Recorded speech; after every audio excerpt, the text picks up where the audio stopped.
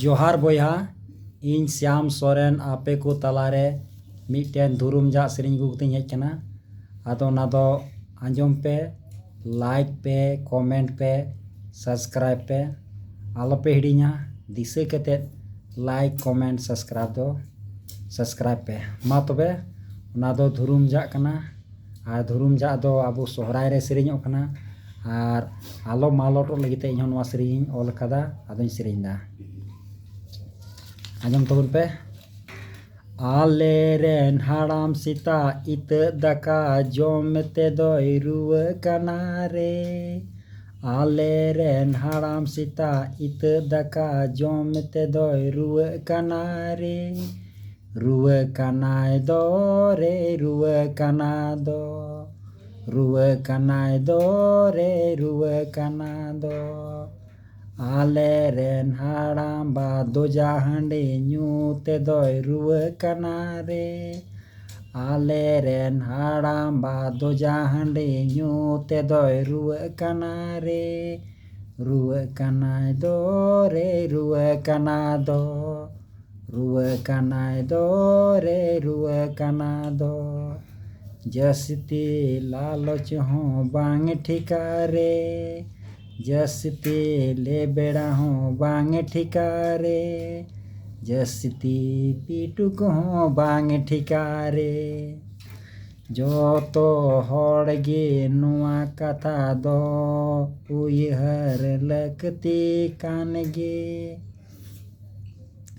जो तो हड़ गे नुआ कथा दो उयहर लकती कान गिया रे जो तो हड़ गे नुआ कथा दो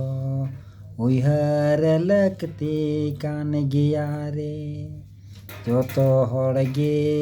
नुआ कथा दो उयहर लकती कान गिया रे जो तो हड़ गे नुआ कथा दो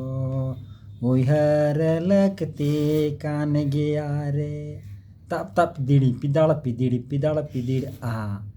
हुडगु डुबुर नुआ कना नुआ ना सेरिंग को रहा दो एने आबो सेरिंग आबो जोतो गे एने आबो सेरिंग आबो जोतो गे कुली दुड़ी दो बोन डेगेर डेगेरा कुली दुड़ी दो बोन डेगेर डेगेरा बाबुन तपामा बोया बाबुन तपामा बाबुन कफरे बोया बाबुन कफरे बोया बाबुन कफरे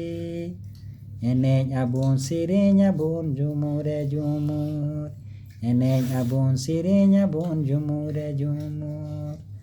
आले रेन हाड़ाम सीता इत दाका जम ते दोय रुवा कना रे आले रेन हाड़ाम सीता इत दाका जम ते दोय रुवा कना रे रुवा कनाय दो रे रुवा कना दो रुवा कनाय दो रे रुवा कना दो आले रेन हाड़ाम बा दोजा हांडे न्यू ते दोय रुवा कना रे आले रेन हाड़ाम बा दोजा हांडे न्यू ते दोय रुवा कना रे रुवा कनाय दो रे रुवा कना दो रुवा कनाय दो रे रुवा कना दो ता पिदिनी पिदाड़ पिदिड़ी फे फे फे फे नोंका को रुया दिन दांग दा ता पिदिनी पिदाड़ पिदिड़ी फे फे फे फे नोआ को सेरिंग नोंका को रुया आदो ना धुरुम जा कना मा तबे नोआ दो दिसे कते लाइक पे कमेंट पे और सब्सक्राइब आल पे हिड़िया मा तबे इन से को अड़ी अड़ी सरहाव और नोंका गे जतो हर सेरिंग तबन पे और आबुआ समाज दो आलोपे तायम चुआ आलोपे